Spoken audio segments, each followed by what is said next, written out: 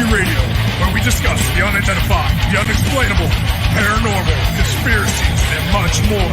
Starring your host and co-hosts, Jenny Nicasio, Sean Kelly, Trish Moe, and Jason Sledgehammer Ryan Petro. Brought to you by UPRN Network. Now for your host, Jenny Nicasio.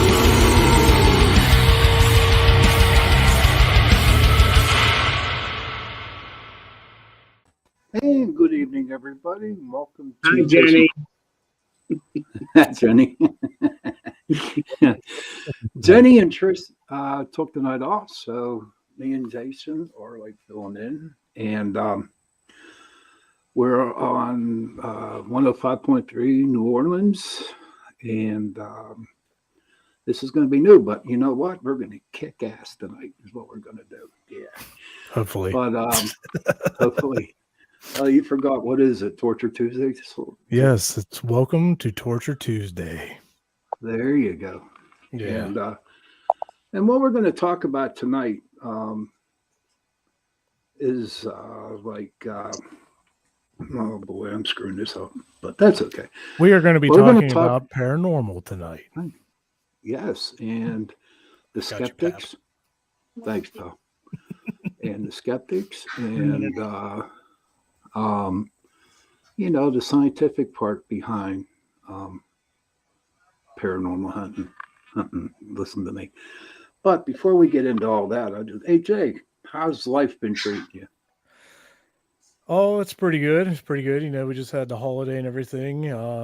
Just getting back to normal. After all that Easter food and all that fun stuff, and the Easter Bunny was here, so there's plenty of candy. For us diabetics, right. It's perfect. Love it. But how was yours? How was your Easter? My Easter was okay. Mom was a little under the weather, so I ended up cooking the dinner. I finally had the day off and didn't have one of them in a long while. And but it was okay.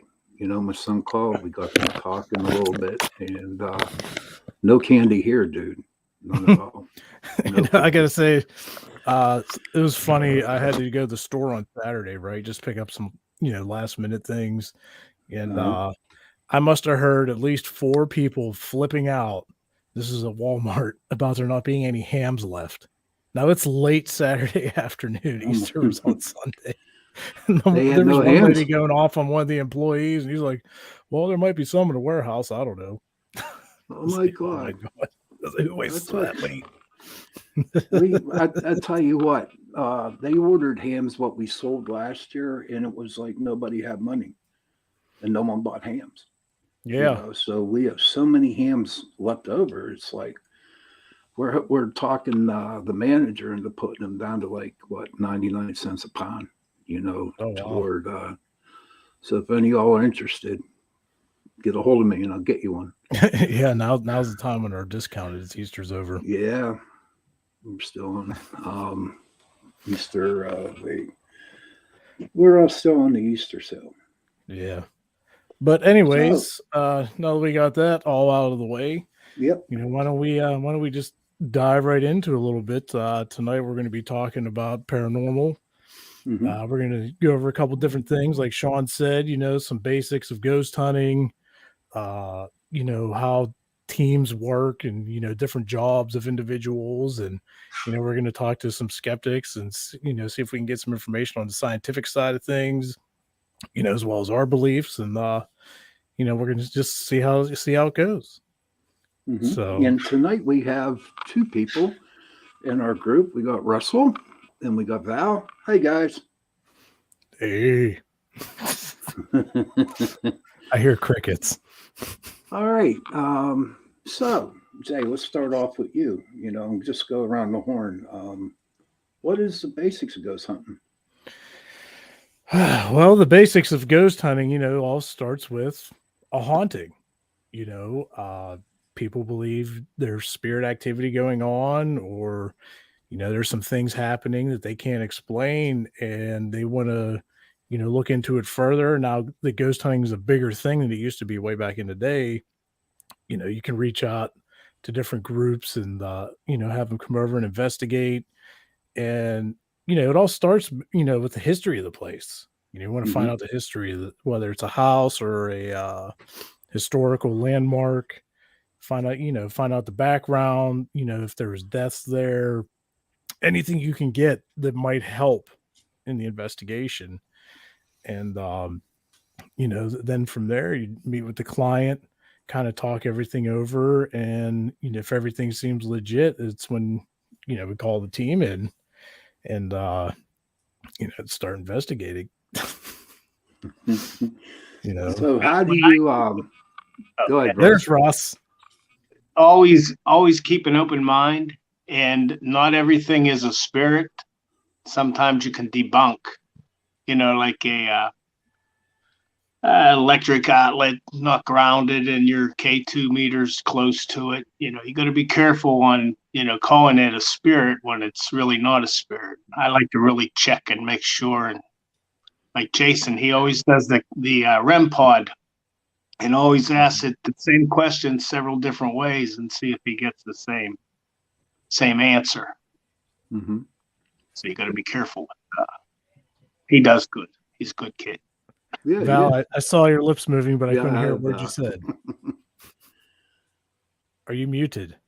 She's on. I think She's muted. Val, what happened? You're muted or something. There you go. Get rid of that. Does that work? Yeah, Hey, much welcome back. better. Appreciate it. Okay. So anyways, I said I just had a job interview that was just like that. Oh, really? You have to ask the same questions over and over again. Oh man, different way. That's like 120 questions. It's terrible. Mm-hmm. Well, since we have you two here, why don't we talk a little bit about how a paranormal team works? Because there's a lot of folks out there that are listening that like we all started, don't have a clue. Like nobody, how does this work? What do you do? I kind of have it broken down. We have the researchers, the investigators, lead investigators, techs, and the client, the person that will interview the clients. So, Russ, what do you usually do? Why don't you tell the audience? You mean at the client's home? I usually try to set up my equipment, and that takes a while to put the equipment up. And I always like to give the people that don't have equipment, like to give them some of the SLS camera and a K2 or an EMF.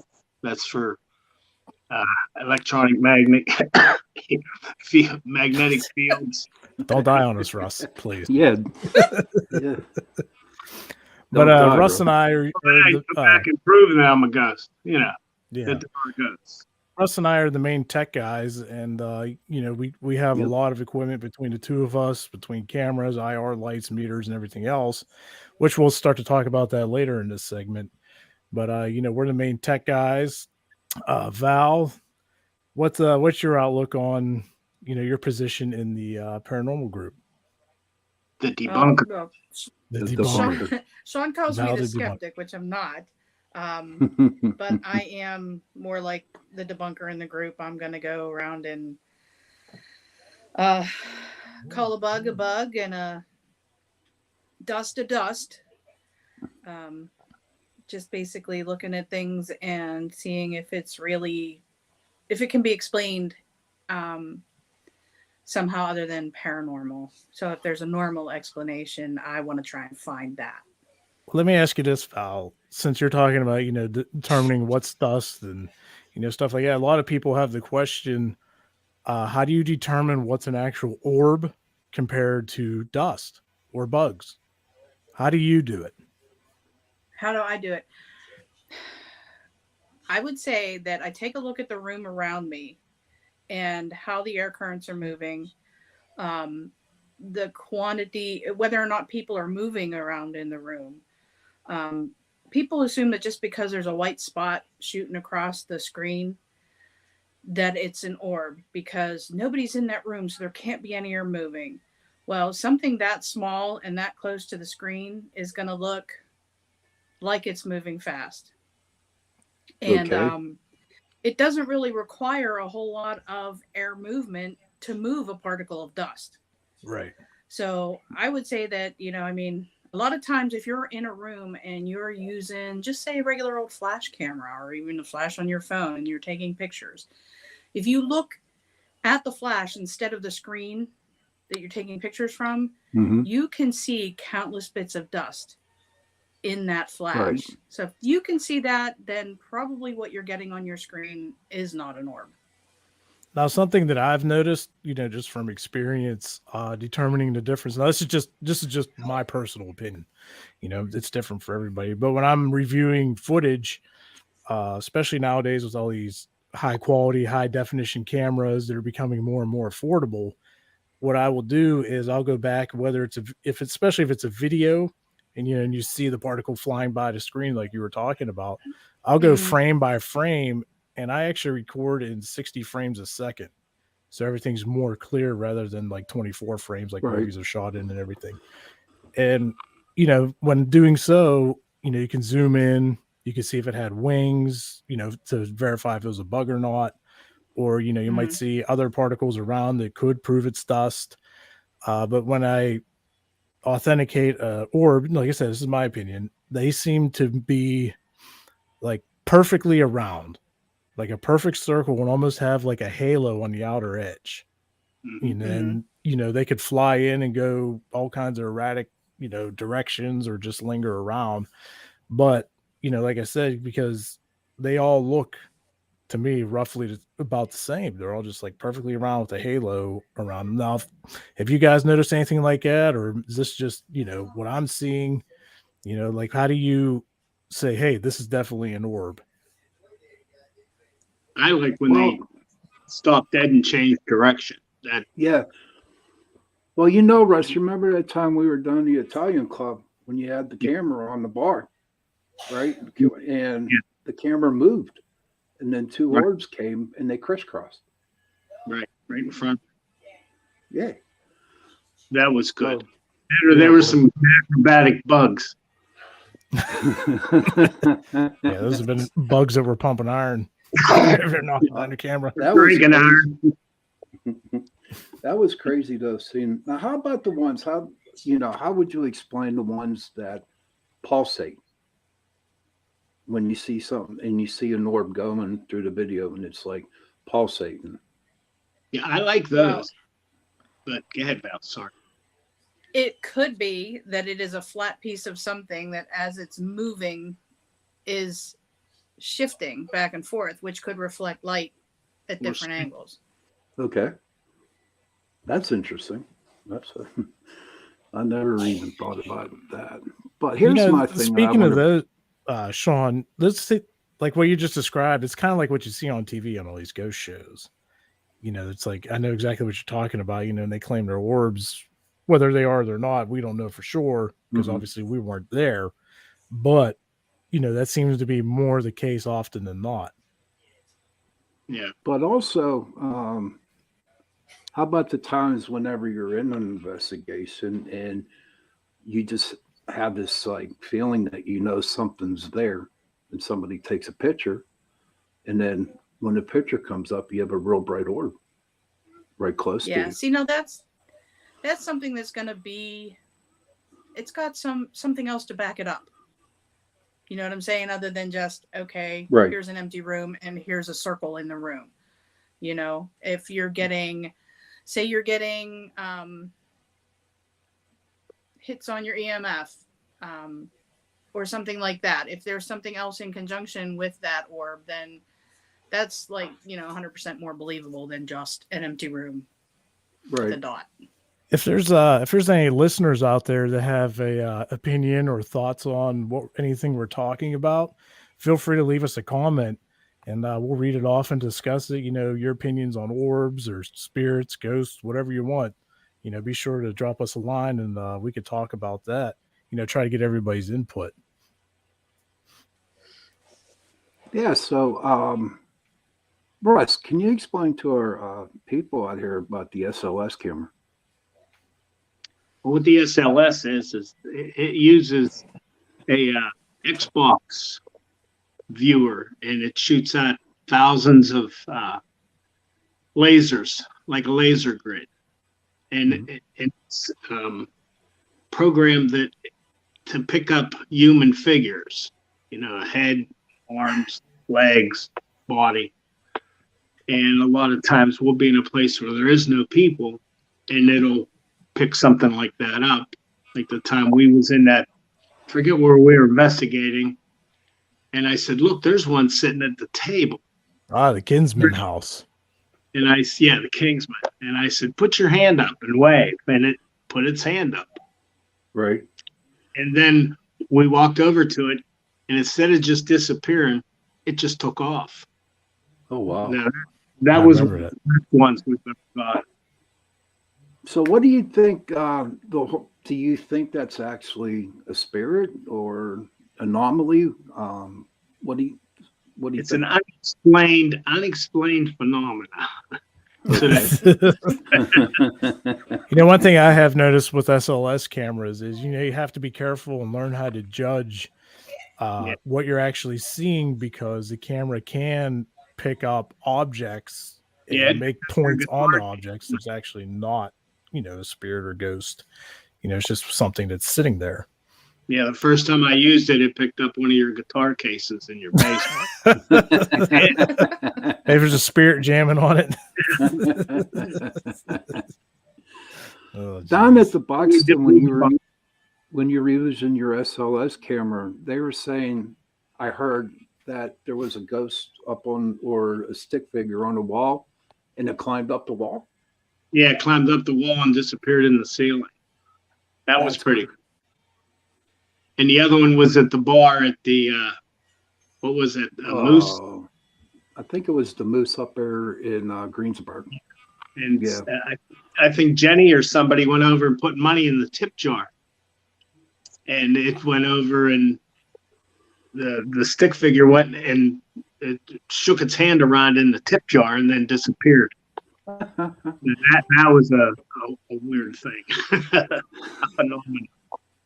Hey, we have a question from Nina Gonzalez.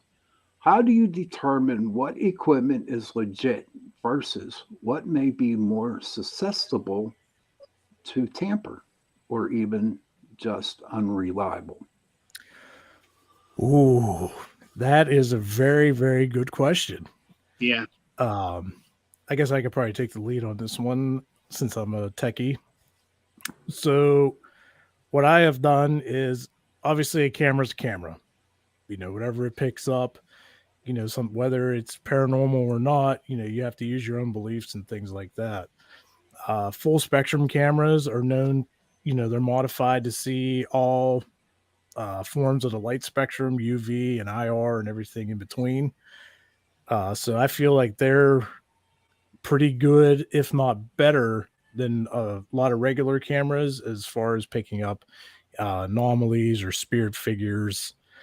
Now there are some devices that could be tampered with, and one of those devices is the REM pod.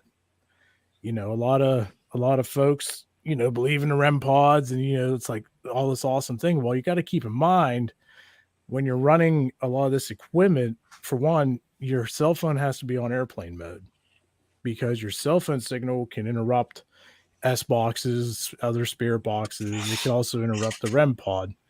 Another factor for the REM pod is walkie-talkies. Welcome back, Joe. Welcome back, Joe. But like, for example, if you're investigating and, say, Shawn, you and I are on one floor and we're running a REM pod, and some of the other groups on another floor, but we have walkie-talkies on us. Somebody on another floor could be paging somebody else or whatever, but the signal will reflect on the REM pod and give us false hits. So my theory for the REM pod is, cell phones on airplane mode, no walkie-talkies or nobody touching them if they're in the current room. As far as spirit boxes, something I found for those. Hey, welcome back, Russ. Is there's a thing called the Faraday wallet, where you put the spirit box in the Faraday pouch and it cuts out the actual radio frequencies. So all you get is the white noise, which is where the spirits come through. Now, a lot of people are like spirit boxes are fake, or it's just, you're picking up radio signals. Well, yeah, it's essentially a broken radio, but that's where you have to ask specific questions, get the same answers. And then if you get the voice over several frequencies at the same time, that's when you can really authenticate if you got an actual response or not. And then you got, like K2s and millimeters. Those are easy to trick as well if there's fluorescent lights, a lot of exposed wires, power lines outside. So that's where doing basic sweeps of the wherever you're investigating first to get a baseline will help you depict whether you're getting actual hits or if it's just remnant EMF from, any power source. But we could talk more about that in a little bit. But there's a second question behind that from Nina. How do spirits fit into the scenario for those with faith? How do they? Ooh. Did it again. What's that, Russ? Russ has disappeared. But hey, since he's in here, let's welcome Jason V. Jason V, can you hear us? Hey, how you Jason, guys doing? how are you, buddy? Doing pretty good. How are you? Good. Thanks for coming on. He's got a lot of scientific points of view on this.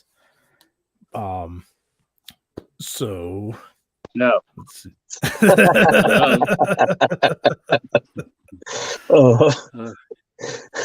I already got Yeah, one that's extra to too judge. Uh-oh. But Shawn, before we move on, what's your opinion on the how do spirits fit in the scenario of people with faith? How do they how does that all work out?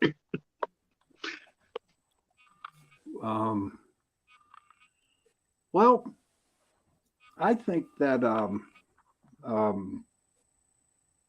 spirits, I'm like totally confused because I wasn't ready for that question as usual. Oh, get ready. The time is now. I don't know. The spirits for those with faith.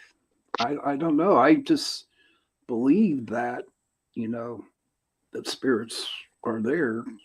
Oh, you turned the TV off, huh? What? Russ? Russ is frozen. The gremlins have struck already. Oh, there he goes. Hey, Shawn. okay. So, Shawn. yes, Hey, Val? what? Yes. I think she may be asking those of faith, and I'm going to guess she's talking with about Christianity and, the afterlife and going to heaven and blah, blah, blah. And, we're saying that these spirits are still here on Earth. Oh, okay. Why are they still here on Earth, you think? Maybe. All right. Wait, no, Well, I think so I'll go back to that question real quick because I had a couple thoughts on it. I've run into several people that are, devout Christians, and a lot of them don't believe that there are ghosts. They don't believe there are spirits, because it's not mentioned in the Bible or what have you. I was born and raised, in religion, and I've had a lot of experiences, so I have a different outlook. We're not here to change anybody's mind or anything of that nature. It's just your opinion against theirs, but that's their belief. It's not mentioned in the Bible, so that's totally, their, like I said, that's their belief on it. I know it's real hard in the Catholic Church too, because it's like if you mention ghosts, man, you committed a sin the way they look at it. But with the spirits hanging around, I mean, the way, from my experience, it's like once you die, okay, your spirit leaves your body. Your body is just a shell, and your spirit lives within. And once you die, that light is open. Okay, and people can actually go straight into the light. But there's three reasons why they hang around is because they have some unfinished business to take care of. They also have, they didn't quite get ready, sometimes they don't even think they're dead, to be honest with you, if they die so suddenly. But the main one is like, like, get for instance, Matt and Val, right? You know, Matt and Val do everything You're on the spot, together. Val. She got a good hubby too, man. She's a good girl. But Matt and Val did everything together for the longest time, 50 years. I mean, they were brutally, totally in love with each other, and they were inseparable, right? Now, Matt dies, okay? And Val, on the other hand, is just like bawling her eyes out, and she's sad, and she's depressed. Will Matt leave her in that state of mind that she's in right now? And I personally think Matt wouldn't. So here's where we have like a thing. So, okay, we got the side that thinks, okay, it's either when you die, you go to heaven or you go to hell, and that's it, because there's no spirits. Then you got the other side where this is where Jason V will come in, where energy is not created nor destroyed, it's just transferred. So that's maybe why spirits are still here. I want to hear his point of view on this, because I know he's more into the scientific side. Good. Jason V, welcome to the air. Welcome, buddy. Welcome, Jason V. Appreciate you having me. What do you think about this? What do you think happens when you die? Do we just linger? Do spirits just linger, or what happens? That's the great question, isn't it? I mean, the science is actually still out on that one too, but the general, alternative theory, if you will, and it actually can exist completely and congruently at the same time with religious theory. So it's not exactly directly even combative, which most people seem to assume it is. It kind of goes back to an original thing from Einstein, as you were alluding to, where he said everything's made out of energy, even matter. The sandwich in your hand is made out of energy, just in different forms and different concentrations. And those things come together and they make objects, and they make motion, they make fire, they make electricity, and everything that makes up the universe. That's why if you've ever seen a depiction of an atom, of what it's supposed to look like, and how science tells you it looks like, obviously because you can't see it with your eye, that it's always moving. It's just a bunch of moving parts together, and that's energy. And there's actually subparticles smaller than that, and it keeps going. And we've never hit the limit of that so far. So science is still looking. But what I think that actually translates to in this topic is, when we die, we are that energy. We're what that energy makes up, a collection of that, and that creates our thoughts, our being, everything. And when we die, that's that energy, as he was saying, dissipating back into the universe, spreading out, ceasing its cohesiveness together in this form, and then either moving on completely, or maybe not completely. And that could be part of the presence you see. It could also be one of the reasons that any manifestation or actions that you see cannot fully articulate or communicate or respond to you, especially in intelligent ways, because it's only part of itself of what it once was. And those things have different levels of cohesiveness as well. So you could have, like you were talking about earlier, a ghost sitting at a table that is invisible to the naked eye, and when you ask it to, it raises its hand. And at the same time, you could have just something as simple as what appears to be an orb of light floating across the scene, a screen that can move in ways that are very unnatural and not just by happenstance, more or less. So that energy theory can exist along the same side as the human spirit in a religious sense. So it's not a disprover, which seems to be the way people think, like I said before, with science. But the human spirit can be a manifestation of your energy. This is actually present in more than just Christianity. This is Buddhism, Hinduism, all kind of religions across the globe from thousands and thousands of years ago, even, all believe similar things along that line. And this definitely, goes along with all of that at the same time. But it also can't exist separately of those. in the fact that even if, if you want to go the full atheist route, I know, even that way, it offers an explanation outside of the quote unquote supernatural and the mystic. Oh, that's very, very informative. Yes. Well, thanks for that, man. Yeah, definitely. No problem. It's like totally intense there. Yeah. So do you so think how would you, go ahead. Oh geez, Pep, come on. No. I just want to know, to be honest with you, I had a hard time understanding what you were saying there. Is there any way you can He's put old it and into senile. layman terms, or that not just me, but other people could Absolutely. Dumb understand it that? down for the Gemini. Okay. I'll try to He's give it my old. best. Hopefully I sum it up as aptly as I can. So basically, we all exist, like electricity is an energy. That's one that most people are familiar with. We all know the electric. If you can't see it, but it's going to shock you. We call it juice, so to speak. That's a form of energy. So we're energy. When we start to feel tired, we call it low on energy. So, we're all eating food, drinking, our body produces energy. So we're constantly an ebb and flow of energy. Now, at any point in time, for one reason or another, if we don't have that makeup in ourselves to exist anymore and we die, expire, then it is possible for part of that to still linger around in the world. There are a lot of different forms of energy out there that is even hard for some advanced scientific equipment to detect. But we can see with certain things like infrared, electromagnetic. A lot of people are very familiar with those two in this field. But there are other things out there as well that are a lot harder to detect. So animals, for instance, certain animals, a lot of people don't know this, can actually see infrared light where human beings cannot.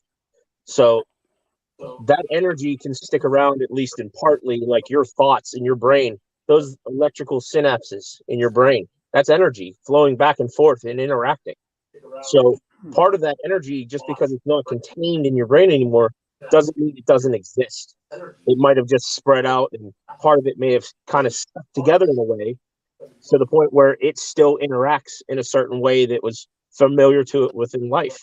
And maybe even in form to be something that, still possesses some sort of coherent thought or interaction ability. Is that a little better? No, Yeah. that's a heck of a lot better. Yeah. Okay. So with all that being said, in the paranormal world, there's spirits that seem to have so much more energy than others. Like do you believe there's a certain way that they might retain more energy rather than just dissipating out? Because there's a lot of times we'll get more intelligent responses or stuff moves compared Absolutely. to other times where there's, maybe a light or flicker or something, like basically how do they determine how much they keep, or is that just something natural that happens? I think it's a lot of everything. So I think it could very much, like in life, happen by happenstance. Sometimes you get lucky in life, so to speak. And I don't think anybody, crosses that threshold and kind of knows what they're doing.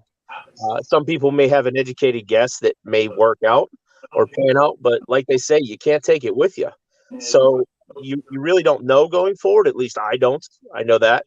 And but like as Shawn was saying earlier, there may be, a certain things that allow you or enable you to take more of that consciousness or energy with you, or allow it to stay more concentrated together to be able to form a consciousness like that still. Whereas if like you crossed in a bad way, or you were murdered, or you had an unfinished business, like he was saying as before as well, like if a husband were to die, etc. So those things, if you have a purpose or, something traumatic with high emotions behind it, I would imagine if there's a good as cause as any to keep anything together, it would be some kind of grand purpose like that. Also, I mean, it could happen by, like I said, by luck. You could go to the other side and find out you're fully capable of throwing lamps across the room. And, I mean, you could be like, well, I guess we're sticking around. It's I think if anybody knew the rhyme or reason, we would have heard from them by now. Right? Jason? Jason, I got a question for you. Uh-oh. We Wait, were which talking Jason? We were talking about the orbs, okay, Yes. earlier on. Where do you stand on the manifestation of orbs and how the energy is used in order to create that, or to create, or like, does the energy gather? Does it go away? How does that work? Okay, so it can do a little of both, all of the above. Excuse the passing lights. My neighbor is I don't know. So anyway, no, I think that's a partial manifestation of that energy. Is the best way I could develop a hypothesis around it, and where it is something that still exists in somewhat, even if in a small way, a cohesive form, but at the same time, when it can move in those erratic ways, which are not in any way, shape, or form could be happenstance or such, that it would just and when, especially when it does interact, like when you say, "Oh, can you glow brighter?" and it does.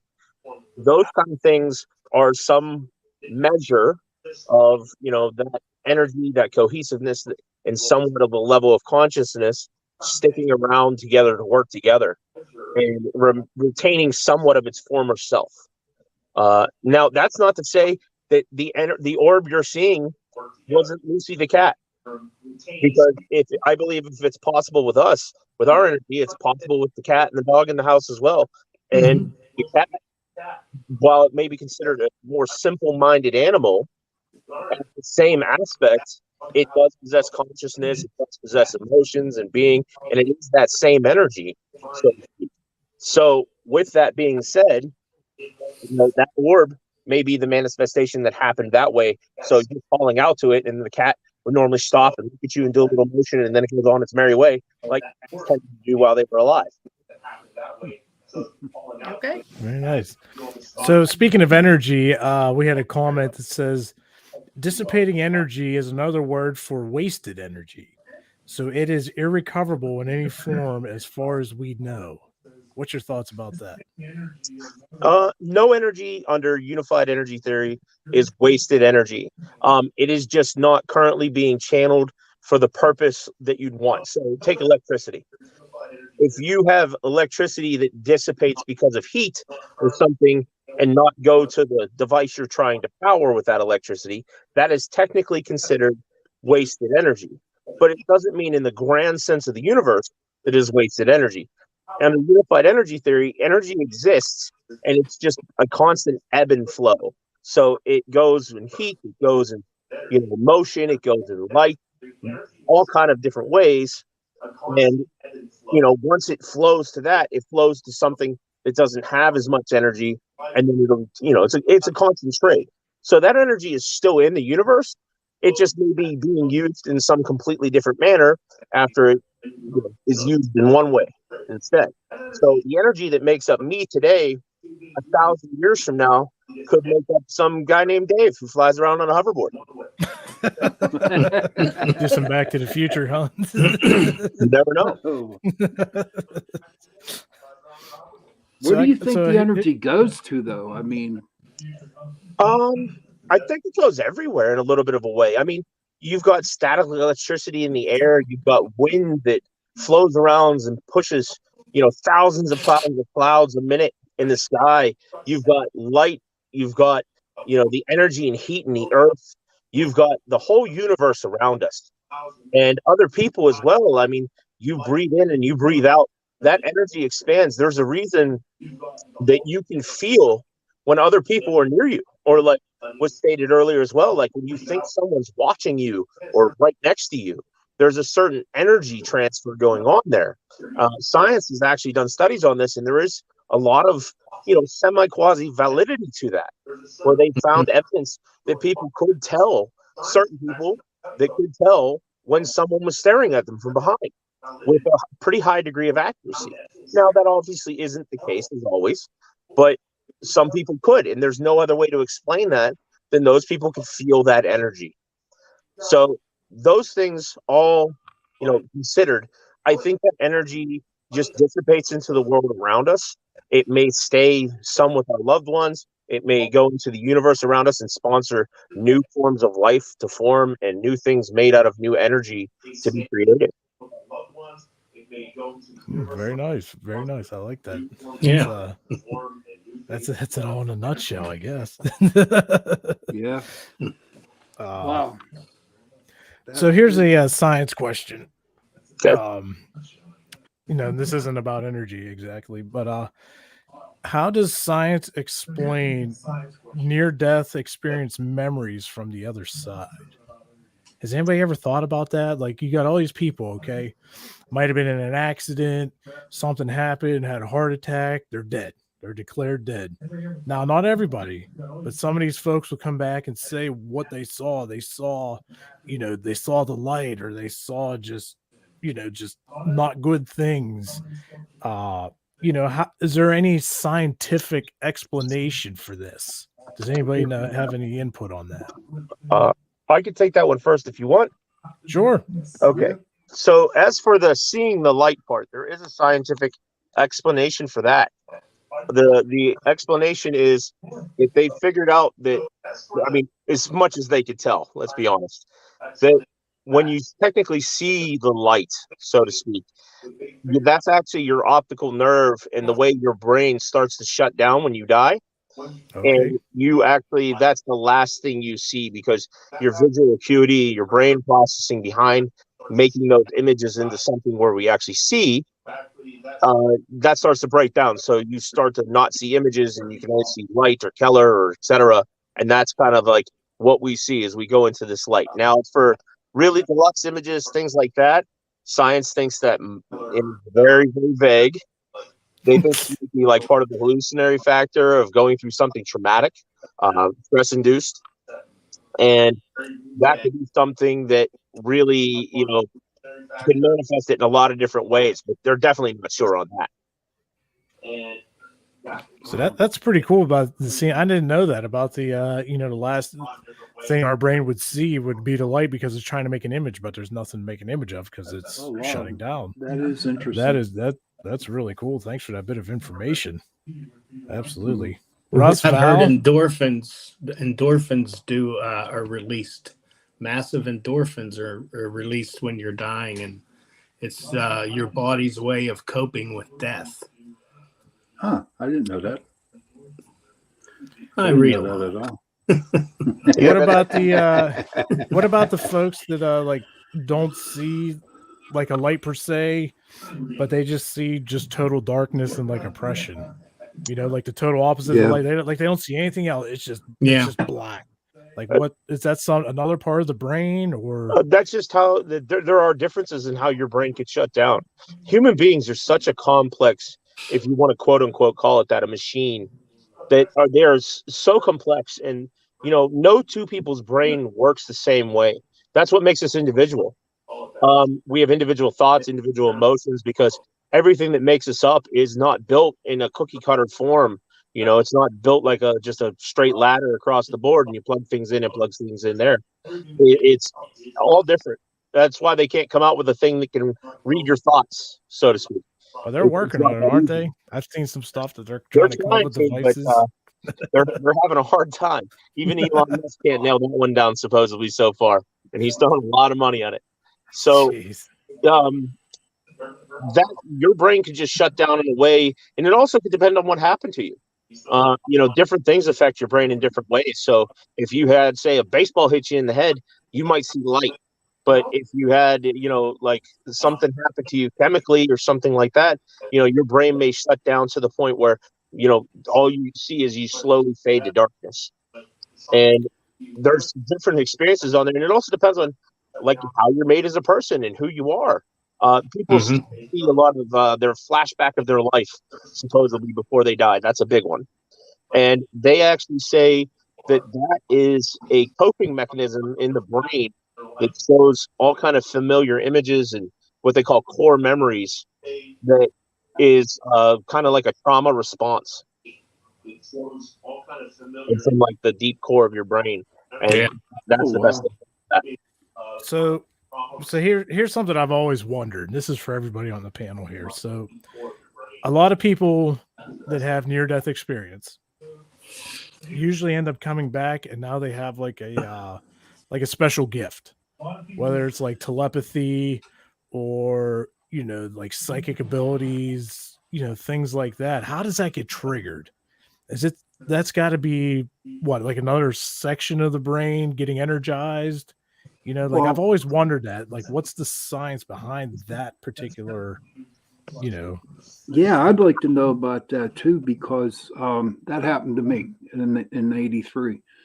Whenever I did die, I came back and I started to see things, hear things, and feel things that weren't there, and I really thought I was going.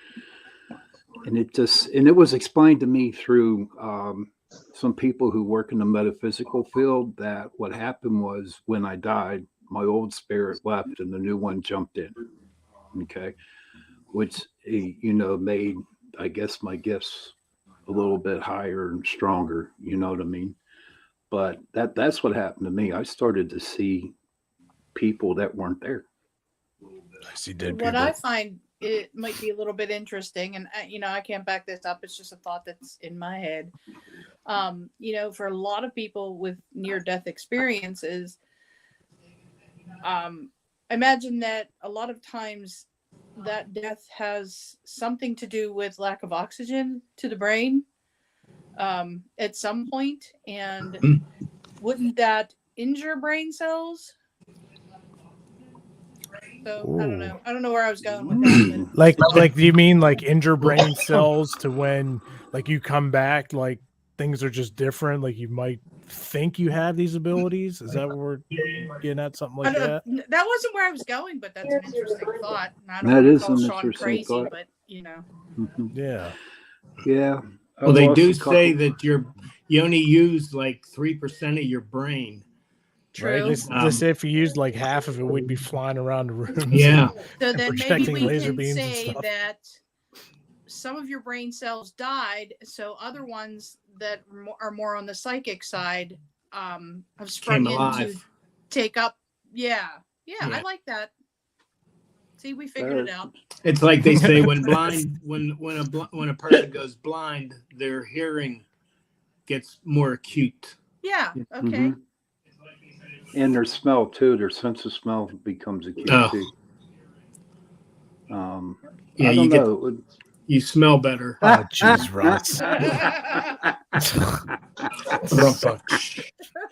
I can input on the sense thing. So when you go blind, for instance, you were using that example before. One of the reasons they figured out that your sense of hearing gets better and your sense of smell gets better when you go blind is because when we have all of our senses, sight is obviously the most prominent, probably touch and hearing after that.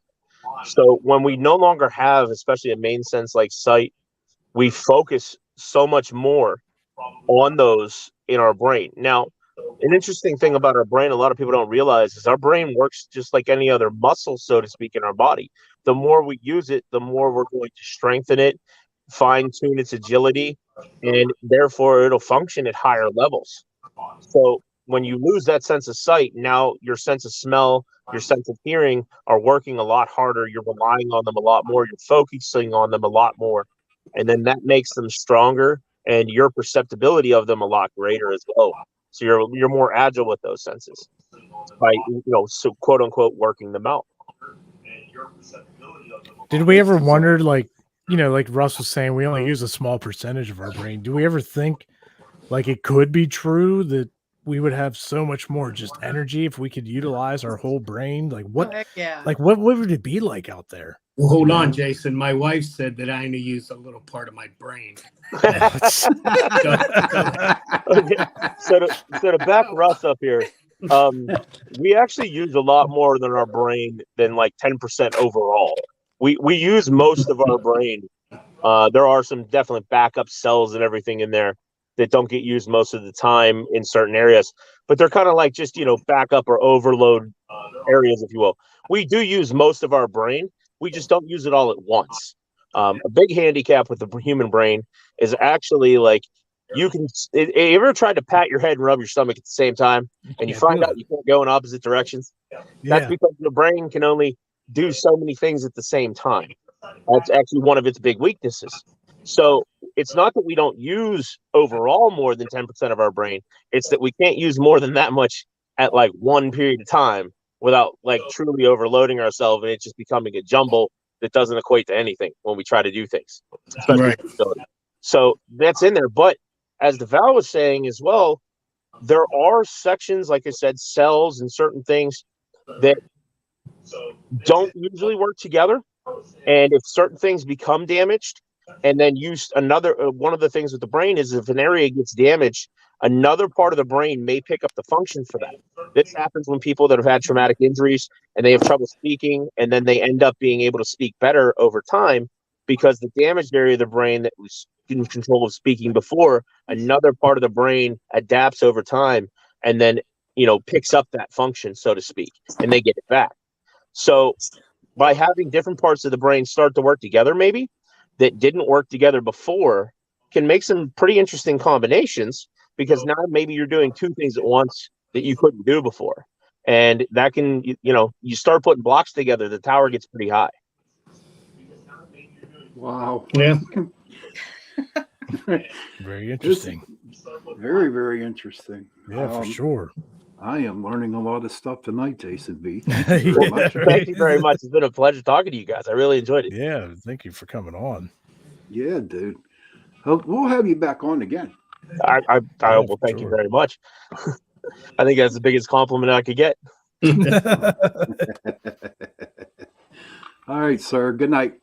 Thank you very much, guys. All right, brother. Thank you. Sure. No problem. Yeah. Bye-bye. See you, Jason. All right. That was very interesting, informative, dude. Yeah, Oh my God. Yeah. Yeah, he knows a lot of information. A lot of information.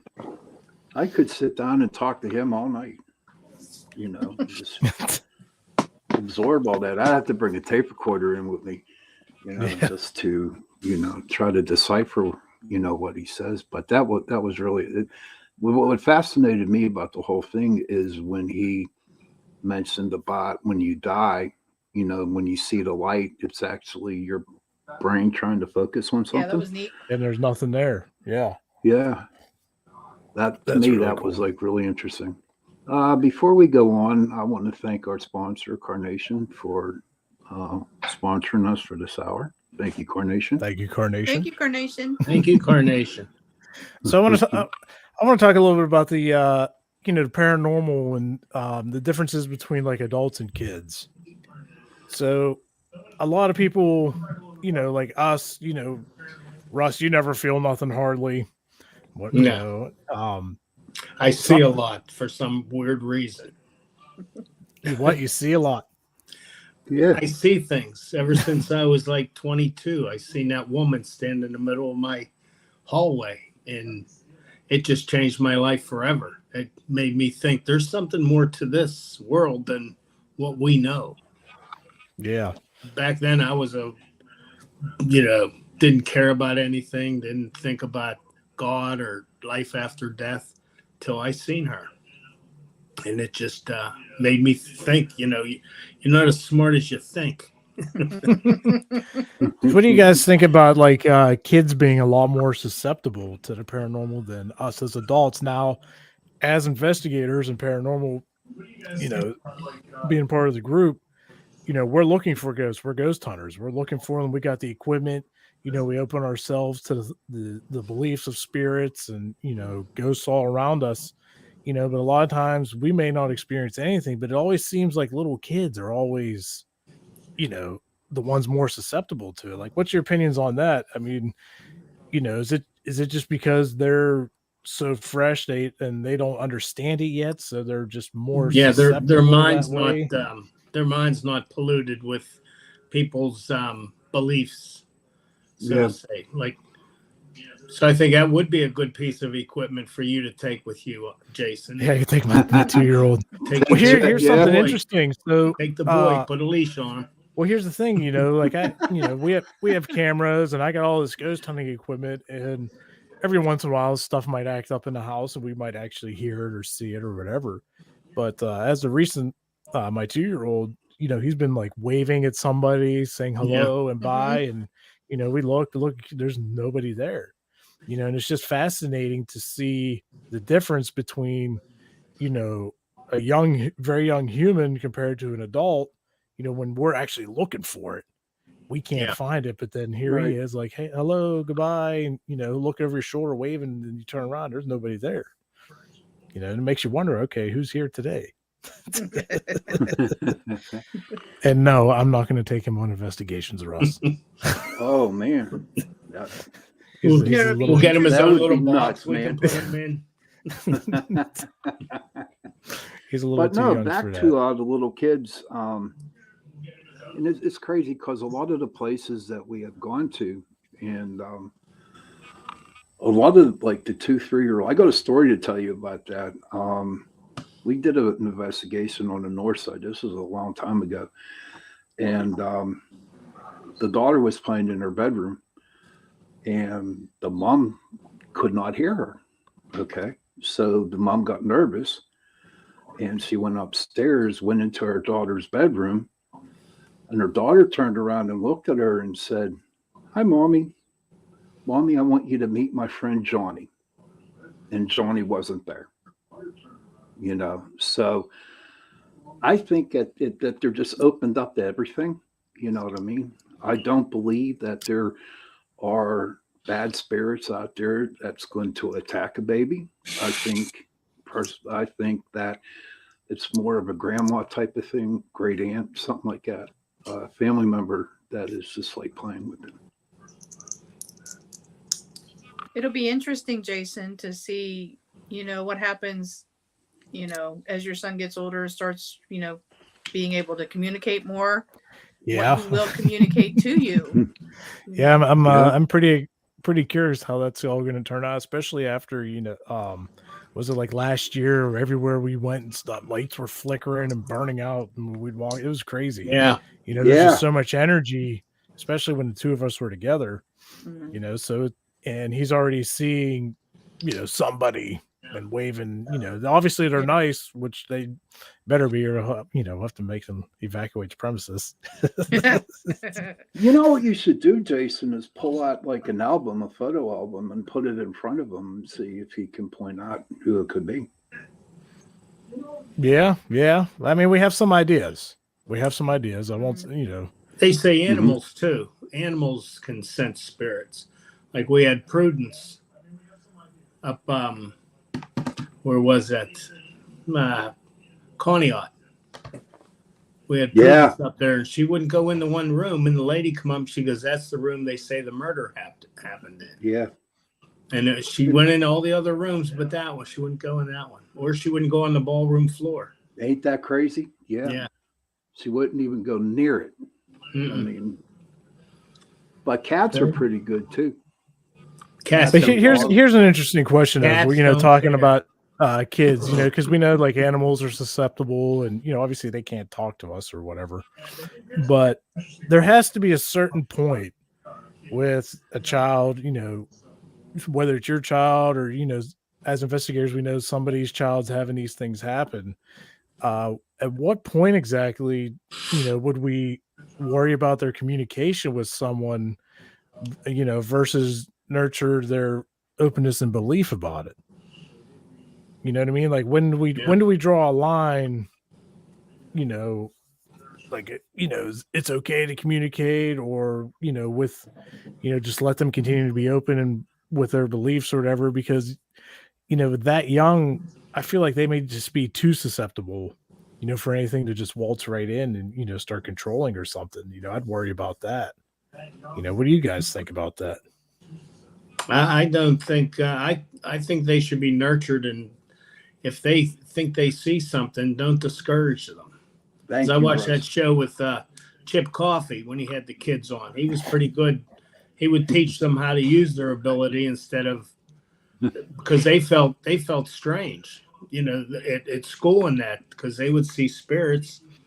Kids would make fun of them, and their parents would say, we got to take you to somebody, and that's who they took him to. And he said, no, nurture it and learn how to develop it and use it for good, your power for good. Dover has what a interesting response on that. He says that adults already having determined what they see as reality would find it very hard to accept new forms of input where children have yet to make those determinations. So they would I see the have a- world I for have what a- it is. I have a thought on that Yes. Okay. because I don't see, I don't feel. My children do. Okay. I don't, and I'm talking adult children now. How do I want to put that? I want to see. I want to feel. I am entirely open mentally and emotionally to having this happen. So if that statement is true, that means that I should be able to, and I'm not. Well, do you think that, Val, everybody seems to be different. Some people might feel the emotions of the spiritual world. Some people are just in it for the spiritual reasons. Some people might see things, some might feel things or just believe in it. But, you might not have all those things. You might only have one. Do you think maybe we just need to hone in and find what yours is? Do you think Yeah, that I might guess it's be, possible. Sure. because I'm sure there's something, but maybe just thinking too hard about like, okay, well, I don't see this, I don't feel this, okay, so maybe that's not your personal, Right. being for the paranormal. Maybe it's one of the other aspects of it. Do you think maybe focusing on something, trying other routes might help you? Like, what do you think about that? It's always a great thought, and something I should probably try because There's not a time, Val, where you're just standing around or sitting around watching TV or something and just feel like cold air or like just being touched or something like that. No, I mean I've had experiences when we've been out investigating where like a door got pushed into me or my hair got moved but I don't sense anything. Do you think that subconsciously you might be more on the scientific side of things, like in a like example, like having to see the whole proof first? Do you think that might be a possibility for your situation? I don't know. I guess it's probable. Like maybe because we know you like to focus on debunking and everything of that nature. So I'm wondering, is it possible if you're just actually more scientific than you realize? Yeah. And that might be what's actually shutting the door, to other. That's a good one Or there, that, Jason. I'm somehow closing myself off in some other way. But you don't know you're doing it. Right. Yeah. I mean, your subconscious is probably saying, I think I'd be scared if I saw something. Yeah. What do you think? No, see, not that, because I mean, I've had experiences where I've been walking somewhere at night, and you get that spooked feeling. But I think that's more of like, I felt that was more of an intuition thing than a paranormal thing, like like there's somebody behind a tree looking at me kind of thing. So I don't know. So while we're speaking about in the evenings and stuff, that's one of the points that I wanted to bring up tonight is for our listeners that may be wondering this question: do hauntings happen just during the day, or do they happen at night, or do they happen around the clock? I believe around the clock. My perspective, now this is mine, is it's around the clock, but a lot of people find it easier to investigate at night. Number one, because it's quiet. It's a lot more quiet. Yeah. Everything's, calmed down, because you might have spirit activity happening during the day. You have no idea what's going on. You can't hear. You got cars driving by, phones ringing, TVs are on. But, when you could focus in the evening, 10, 11 o'clock, everything, cities are shutting down and everything. And, the big thing also for the nighttime investigating is the creep factor. it's creepy. You're seeing it's easier to see shadows. Like you said, you feel like somebody's watching you as you're walking wherever. And I think a lot that really amplifies the whole experience. Mm-hmm. Yeah, cemetery at night is a lot different than a cemetery in the day. Oh yeah, that's for sure. Even though it's all the same. Absolutely. But plus also at nighttime, your senses, they do, become a lot more stronger, Yeah. Let's see. Nina has a question. Why do investigators turn out lights to obtain evidence? I have a couple of theories on that one. Like to hear. To heighten your senses. That's one of them. The heighten your senses, and for me personally, it's because of equipment being used. Yeah. We have cameras with infrared capabilities and full spectrum capabilities that I feel when you use the proper lights, the IR lights and full spectrum lights with these cameras, when the lights are out, you could see more for what's actually there rather than lights being on and bleeding into the images and maybe causing, more of a distortion from, what would normally be picked up. And I always figured the spirits don't know IR technology, so they'll come out and walk in front of you thinking you can't see them. Oh, that's a good one, Russ. That's a good I never point, thought Russ. of that.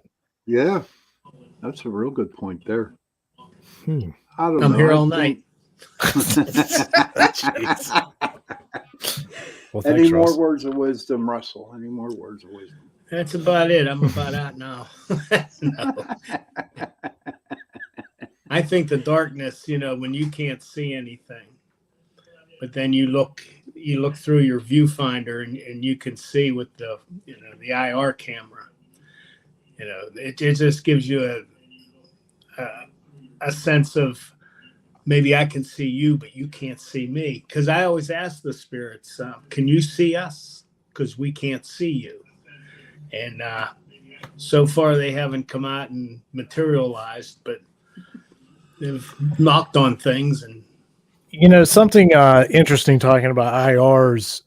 Every time I watch, ghost shows on TV or whatever, and they're using IRs, have you guys ever noticed that the room is still really dark, except for like a focused point of where the infrared light is, and then you'll see more shadows or whatever. Now, when we're investigating and I'm using IR lights, mine, really good quality ones, and they're really bright. So when you're in a completely dark room, it looks like, if the lights are on, that's how bright they are. I'm kind of wondering, does that play a factor in the possible evidence, in the possibly capturing stuff, because it's so bright now compared to maybe more dark. It's just something I've been wondering, if you guys got any input on that, possibilities. Like I'm trying all kinds of different things, and I'm just, that one's been boggling my mind for a while. I know. I like your full spectrum camera. I mean, to me, that's the ultimate there. You can put that on the video, right? Yeah, it's got video. I mean, I'd try that next time when we go out. Just put it on video and see what you get, because you do pick up some good stuff on that camera. Yeah, I like video. I don't like still pictures, except the one Val had, because a still picture you could see a face like in a window, but unless that face moves, a lot of people are skeptical about that, and they say that's matrixing, and the whole pareidolia. Thank you. That's a new word. That's a new word for me tonight. Pareidolia. Well, that's when you see faces in bushes clouds and windows and clouds and Okay. Yeah. Like the World Trade Center when they rammed it, they seen the face of Lucifer coming out in the smoke on the one picture. I don't know if anybody's ever seen. Well, I know what you're talking about. I've seen that. Yeah. It's what people make that out to be, because they say the human mind wants to put a face on everything. So Dover has a question here. Yeah, He says, this is interesting. One thing he has never seen is a video of a shadow figure or an apparition outside during the day. Do you think it is because it is just harder to see in the daylight? I would think so. I I think would it's imagine because so. a lot of times you need the flash of a camera to actually bounce off of the energy that the apparition or orb is in order to see it. So if you don't have that reflection, then you can't see the energy. Yeah. If that makes sense. Yes, it That does. That sense. makes I a get lot it, of yeah. sense. Makes a lot of sense, sir. Yeah, Good then res- once again, that might go back to why most ghost hunters like to investigate at night, because we're using flashes or IRs or whatever. Mhm. You can see those shadows when the lights would bounce back off with the energy. Yeah. I mean, there are plenty of people, I'm sure we've all seen videos of, a phone getting knocked off of a table and it's complete day, Yeah. Mhm. I just or a watched curtain that one. moving. The Yeah. guy in the hotel. Yeah, him. Yeah. So, I mean, it does happen during the day. You're just not, I just don't think you can see the actual spirit, just the results of, Right. it's- So, what would you say out of all the equipment that's out there and that we, collectively have and use, like what's each of you's favorite, piece of equipment to use and review or whatever? Is there any particular piece, or it's just like, I just want to use this one today, or you were like, yes, this is the one for me? I like using the trail cams, or what they Okay. call them, static cams. And Russ told me about the video part on the static cams, and I do that now, and it's a hell of a lot better than just still pictures, So I enjoy looking at them. Russ, you got a favorite piece of gear you like to use? What I like it, and I never really got I only got a couple good evidence with EVP recorder. Okay. I love to Okay. hear that there's a voice there, and I know there was nobody else speaking. Like that was up Hillview Manor when I was talking to Jimmy up in You the want to tell that story? third floor. Yeah, You it want was to tell up that there. story? I got a story about Hillview too, so go ahead. Everybody Russ. was down eating pizza, and I said, I'm going to go out on my own. And I went up to the third floor. I was sitting up there, and I said, Jimmy, are you here? And I said, I just come up to see you. And then I left, and the next day or 2 days later, I'm listening to my EVP recorder, and you hear plain as day, F you. And I know nobody was with me. Somebody said he was saying vacuum. Tie my shoe. That was it. Tie my shoe. And I said, no, that's not what he said. No. Because they said there was a guy there that he was a real jokester, and he used to go down and like steal TVs off people and take it up to his room. And he had like 5 TVs in the one room. Oh, jeez. So an interesting story about Hillview. I forget when we were there. What, a few years ago? I think the last time we were there. So, back then, I was taking EVPs and running K2 and stuff, and I'll never forget it. It was witching hour, and I forget who was all. We were all upstairs, in that hall that with the bathroom that the guy hung himself in or whatever a very long time ago. Well, that's also the hall that people have seen this creature they call the creeper. Mm-hmm. It kind of like pokes out from one room and it'll dart across the hall into another room, and it kind of like crab walks kind of thing. You guys know what I'm talking about? Yeah. Okay. Well, I remember when we were there, some of us actually saw that, and it scared the jeebies out of a few people. And did it scare you? Well, I caught like the very tail end of it because I was like, oh, I was taking pictures over here, taking pictures over there. But something very interesting about this is why I'm bringing it up, is a couple months ago, there's a few paranormal groups, on Facebook that I'm in, just see what's the latest gear and stories and stuff. And there was a group that was on there talking about how they were just at the Hillview Manor recently, and they described this creeper creature the same thing as what we saw. Oh, wow. So I was like, oh, wow. So this is really cool. So this is, legit.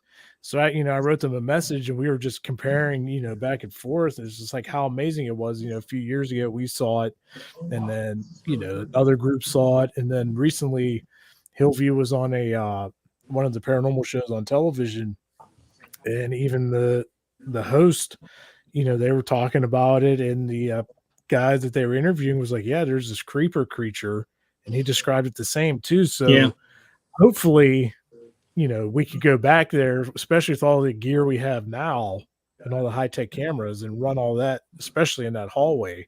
Maybe we can actually catch them. That'd be cool. Like that would be with the creeper thing. Is it a human spirit, or what do you think it could possibility be, or what are people saying what it could be? Watch that. That's a lot of I don't knows. They Nobody said really knows. that they believe that Jimmy's room is where it is, and it makes itself into whatever it thinks will scare you. Oh, okay. That was just what kind of force is that? I think What is Jack that? Osborne was there. Yeah, but like, what does that make that creature? Does that mean it's like a more demonic? Is it like a demon? Or is it just an angry entity that's shapeshifter? Like, what is it? I don't know. We're gonna have to go find out. Yeah, we're gonna have to go find out. This is why we're here, and that is why we're here. And the good one was the hallway by the nurses' station, where the lady said women mostly get their hair pulled, and Janice was walking down, my wife, and pulled her hair. She thought there was a bat in her hair because we was seeing a bat fly around. Speaking of bats, so we had just got there. I'll never forget this. We just got there and got finished with our tour. And as soon as they said, okay, you guys are on your own, I don't know if anybody remember, I took off. I was like, I'm excited. Yeah. So I'm running down the hall, and as soon as I cut a right, there was a bat flying right at my face. Yeah. I had no idea what it was.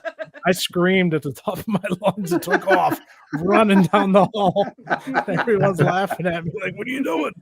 I was like, I don't know what that was. Yeah, well, that was a good time up there. I like that place. That was a good place. I always liked Hillview. Yeah, definitely have to get back. So there's another place I recently seen on another show called the Brushy Mountain Penitentiary down in Tennessee. Yeah. I don't know if any of you've seen anything about that. So it was built in this valley of mountains. There's one way in and one way out. And this is where they took like the bad of the bad. And an interesting fact is they purposely built this prison in the shape of an upside down cross. Can you believe it? Yeah. Wow. They did this to send a message to all the inmates to say that pretty much they're not worthy. So could you imagine being an inmate or even working there in a literal upside down cross because they wanted to send a message that, people aren't worthy? That's crazy. Can you investigate down there? Yeah, I actually looked into it. They do 7 days a week. I forget what the price is, but it's from I think like 9 to 4 or something like that. But some other cool things about that place, well, not cool things, but what they call the hole. When somebody's real bad, they got to throw them in a hole for a couple days or whatever. We found out some information that sometimes they would pretty much hang the people by their thumbs as a form of torture while they're in the hole. They would give them 2 5-gallon buckets. One would have water and one would be other for use the bathroom. And there's absolutely zero light. Now this is interesting because, after a couple of days, a lot of people, they started behaving themselves, but the ones that ended up being down there for several months, a lot of them went blind. Because it was so dark down there and absolutely no light. Like I couldn't even imagine being in an area like that. But I feel like there's a lot to be investigated down there, and we definitely need to put that on our bucket list. Mm-hmm. I'm calling shenanigans on the upside down cross thing. Look it up. How do you tell it's upside down? Look at it. So they literally. It's literally an upside down cross. Yeah. Yes. Standing up? Or are we talking about it's like in a plus sign laying on No. the ground? No, you got the mountains in the back, and the road that leads in. There's only one road in and one road that's the same road. The front entrance would be like the top of the cross, so it's upside down. Check it out. You'll have to look it up. Because The Brushy the whole Mountain. north-south thing, it's not relative. North is only up because that's how they made the map. Uh-oh. Hey, I don't know. I'm just going by what research and people from Development. down there have talked about. So, I mean, look at it. Look at it. Look it Yeah. up. Look it up. Google was your friend. So, you guys, what was your favorite place that you investigated? Neatest place I've ever been was at the Greyfriars Cemetery in Scotland. Oh, really? That was what we sort of investigated, but just to see, over here you don't see graves that are 200-300 years old, and it was very spooky, and it was different. And we was in there sort of at dusk, and it was kind of spooky. Did they were they open up all night? No, they locked it at I believe like dusk. They Did you locked sneak it up. in? Did you sneak in? No, we were there, and then it started getting dusk, and everybody left, and we went to the what was it? Greyfriars Kirk. That's what they called it. And then me and Janice went over to the I can't remember not the ovens. It was it's where they walled the people up. Queen Anne's Close. That's what it was called. Mm-hmm. They walled Mary people King's up. Close. Mary King's Close. That's what it was. Did you get walled up over there, Russ? No, but it's spooky being in there in the middle of the day. It's pitch black, but they have a couple 40 watt light bulbs. It's the spookiest place I've ever been in. Do they let you take pictures in there? Yeah. I still got it. We got a whole album full of them, full of all the pictures of Scotland, Loch Ness. We went all over. Did you see Nessie? Yeah, I seen her. You see Nessie? Yeah, Swimming around. right after. That's why they call it Scotland. They got a lot of Scotch. Oh, I wanted to go to the tape factory, but it was closed. Isn't there a bar right on the lake here? There's a bunch of bars right on the lake. There is. Val, what would be your favorite investigation, from your experience? I have a couple, but they were private homes. But I think Prospect. Yeah. I had a lot of interesting things happen at Prospect. Really? And that was a long time ago. That was Because when we were there, we had a couple, things happen in only one room of that whole complex, and that was only by the flashlight method, But it was really dead. No pun we had intended. down balls there. rolling around on the floor on the third floor, and some noises and stuff in the basement area.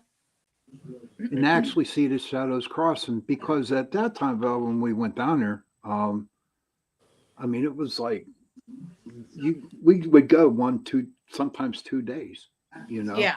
Mm-hmm. So what they got going on down there is really doesn't give you enough time to actually do an investigation on it. To me, Prospect is my favorite. The barn where they so-called hung that dude, to me, that's the creepiest place down there. That and the cellar. Yeah. With your girlfriend.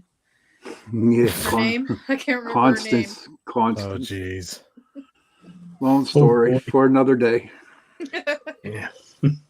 Yeah, we Look don't have it time up. for that. Look it up.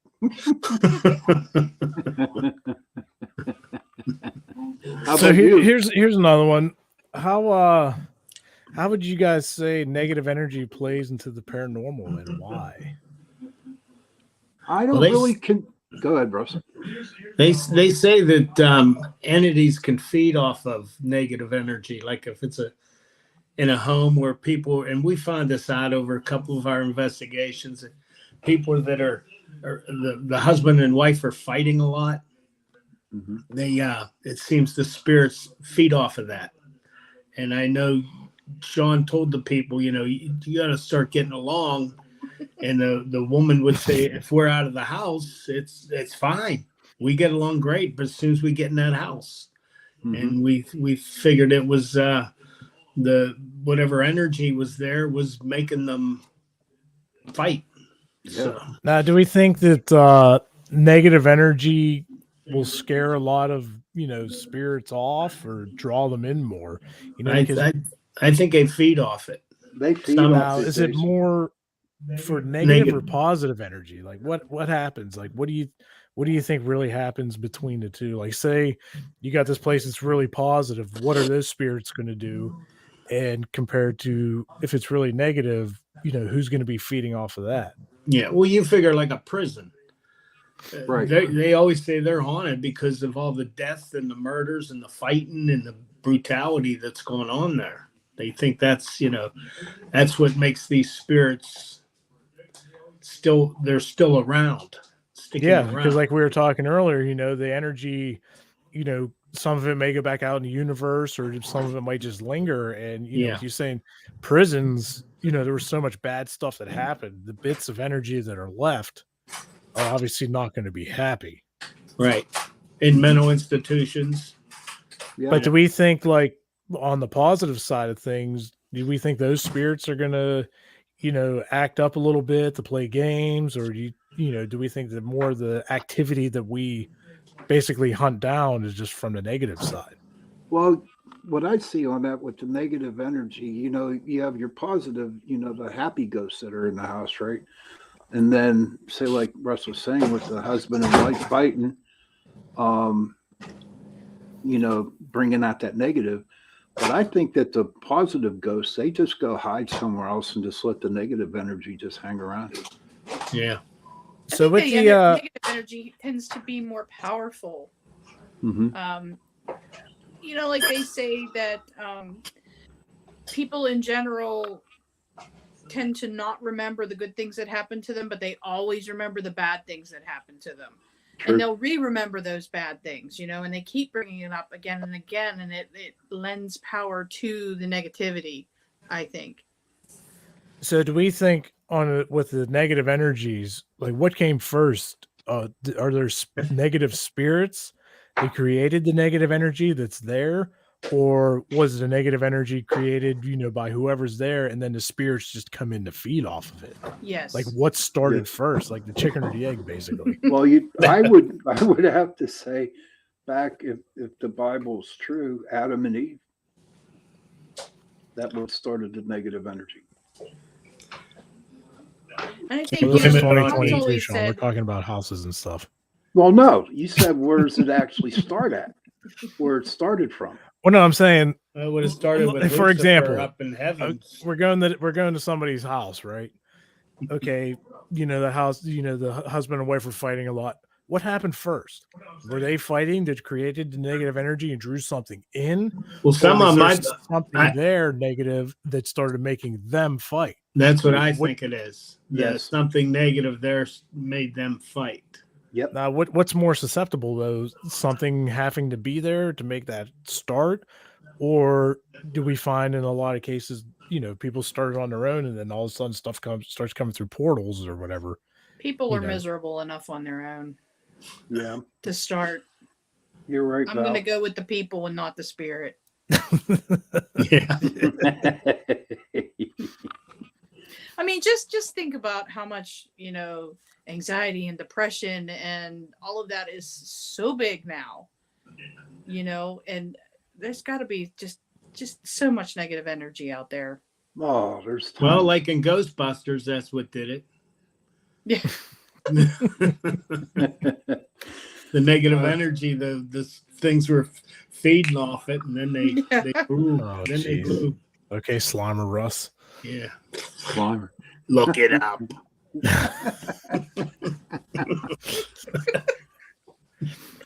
So that's our new saying now, Jason. Look it up. Look it up. This is why we're here. Well, before we guys go on, I just want to say that Val, Russ, and Jason are part of PPS. and they're my friends, and they're damn good investigators. I just wanted to tell you that. So, Oh, thanks. hey, listen, I see you blushing. You're welcome. It's the truth. Well, Sean, I think it's about that time to wrap it up with our guests and Yes, kind of wrap up our show. Yep, for sounds Torture good. Tuesday. So Val and Russell, Thank you for very coming much on. Thank you, coming Mr. on Sledge. tonight for Torture Thanks Tuesday. for having me. Pap, Thank you And for we'll coming. see you later. Sledge, Val. I'll see Tell you, Matt man. I said hi. How's Matt doing? Okay, never mind. That's All right, for we'll see another you later. show. That's for another show. All right, guys. We'll talk to you later. All right, Okay. good night. All right. Good night. Good night. I'm still on. You got to click leave studio. Where? The red Leave button the at the studio. bottom. The red button on the bottom. How's that? No, you just Nice. oh my god, you shut your camera off. The red button. I had to. You know they say don't push the red button. Well, push the red button. Russ, do you see the red button?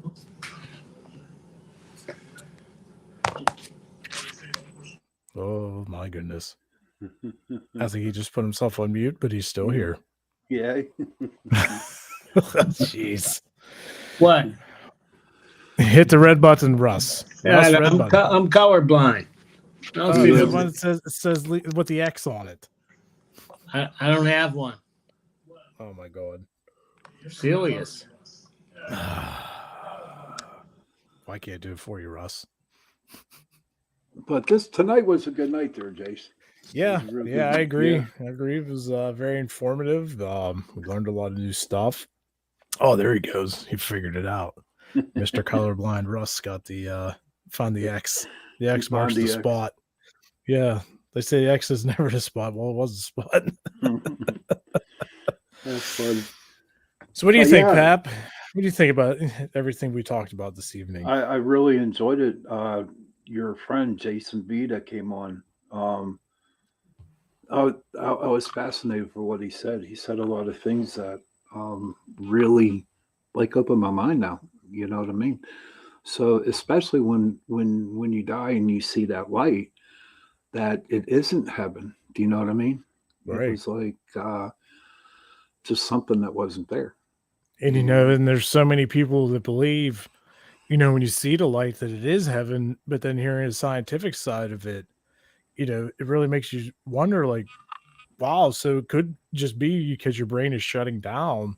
Right. And if you're lucky enough, to be revived and come back, that might be what you remember, but that's because you were on the cusp of death, Right. Now, was just see, shutting. when I had that near-death experience or when I died, I didn't see no light, dude. I saw darkness, gray, dark, and I didn't see no light. But what your friend Jason said, I guess everybody's brains works differently. So maybe I wasn't supposed to see that light. You know what I mean? Yeah, maybe not. What did you learn from tonight? Oh, all kinds of stuff, more, like you said, with what he was talking about with energies and, it's good to get everybody's opinion on like the differences between orbs and dust and how people figure that stuff out. And, Right. Just different experiences of, different places that we've investigated. And it was cool to have, have us paranormal investigators on that, believe in the spirits and the ghosts. And it's also good to have the scientific side of things and the more skeptical side of things. And, it was just a good mixture to see how everybody, goes with the paranormal. Well, I go, hey, Shawn, do you believe in God? Yes, of course, Holly, I do. Yes, I do. I believe in God a lot. Absolutely. Saved my life. Been sober 31 years. Yeah, I definitely do. But I just lost track what I was going to say, dude. But all I know is that it was very, very interesting, and we have a hell of a group. You know what I mean? We We got a lot of good people. We do, and they're good investigators. Like I said, I lucked out. I mean, it took a long time to get the crew that I got now. Now, don't get me wrong, because I know there's people who used to be in my group listening to this show. And, I'm grateful for them too, because it kept on going. You know what I mean? They Yeah. kept the group going. So, if anybody has any questions or comments, you want to feel free to come up, put them in the chat. We got about 4 minutes left. So, you're more than welcome. Any final thoughts for you, Jason? Yeah, actually, a little off topic, I guess. So my birthday was recent, and my wife got me this awesome gift that I saw at a Curiosities Oddities shop. I'm going to show everybody what it is. Being It's that I'm a cool. musician, she picked me up this awesome taxidermied mouse playing the piano with a guitar leaning on it. That is so cool, dude. That is I love so it. cool. I guess things amazing. Like, where do you don't see stuff like that? No, where was the oddity place at? That's from Ms. Jones Curio, and Uh-huh. she's located in Greensburg. She has a website. You can order stuff, buy stuff online. She does all her own work. It's fantastic, and I can't recommend it enough. If you're into oddities and obscurities, definitely need to check her site out. Holly has a question. Would a spirit stay on the property it haunted after the building was demolished? I believe so. I believe that's possible. Yeah, extremely possible. Tony, but now what would they do? Would it be rebuilding a new building or just a landscape? Yeah, that's true too. Because if it's this landscape, maybe they'll find something else, or wherever the people that actually lived in that house probably they could possibility follow the people to the new house or wherever they moved to. You know what I mean? Or an object from the building that got tore down. Right. That's possible. You know, Holly just an empty field. Yeah. They might just be, just free roaming, I guess. We don't know. We honestly don't know. But one day we will find out. I'm telling you. One day we will find out. Hey, Tony, how are you doing, brother? It's okay you're being late. We got next week, pal. All right, listen. It's that time to say goodnight, Mr. Jason. Yes, it is. Thank you, everybody, for tuning in to Torture Tuesday with Shawn and I on Chasing Prophecy Radio. And we will be back next Tuesday. Any final thoughts, Shawn, before we go? I just want to wish everybody a happy day and a good day tomorrow. Live it one day at a time. Live it one day at a time.